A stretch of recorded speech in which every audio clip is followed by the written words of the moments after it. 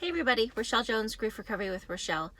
I'm thinking about love today. One of the things I learned in grief recovery, one of the things that they say is that true love is loving people for where they are without any insistence that they please me. And so just very briefly, I've experienced abuse, abandonment,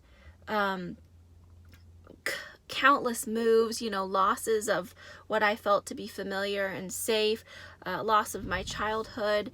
And the way I coped, the way that I found safety and created a safe place for myself was to perform well. If I learned what kept everyone happy and did those things, then I would be safe. And that was safety for me. So much about grief is safety and fear, right? So that was my coping mechanism, was to just keep everyone happy. So I took that into my adulthood as this ultimate performer, and never having any idea what was going on inside of me, just keep everyone safe and happy and do, go, be. And it was really exhausting. So part of my grief recovery work for my personal self has allowed me to find love for myself. I think a lot of people, I know a lot of people, they say, you can't love others until you love yourself. But I'm asking, do you really know how? I absolutely did not. I needed the steps of grief recovery to help me go deep into my life. And the steps do that. That's what they're designed to do.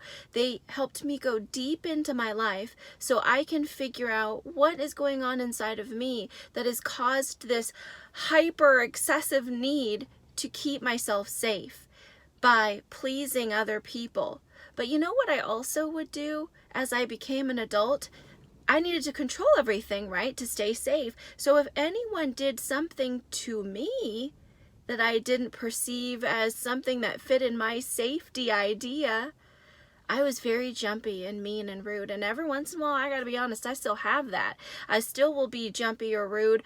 But I think for me, such a big, huge celebration and difference is that I can very, very quickly identify that and see it and think about it for a minute and apply my steps in the moment.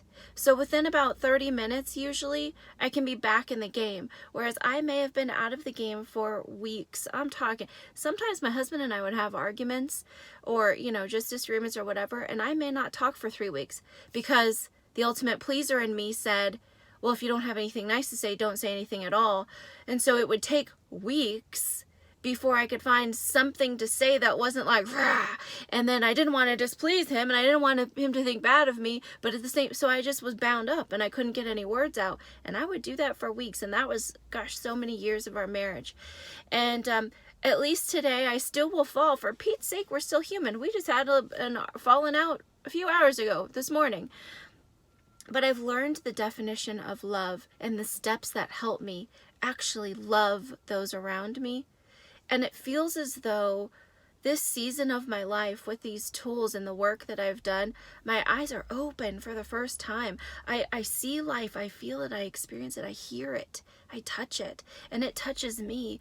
And if you find that you just don't feel fully present in your life, maybe it's something about love. Maybe it's something about fear and needing to feel safe. But I think that's really helpful for me. I hope it's helpful for you. That we aren't loving when we are expecting other people to please us. But we also aren't loving ourselves when we are expecting me to please me. If I don't really know what love is, I'm not loving myself or other people. And in grief recovery, help me find that. Help me find that love, that peace, that goodness, that quicker recovery in a hard, heated situation that I needed. I hope you find this helpful. I love you. Bye-bye.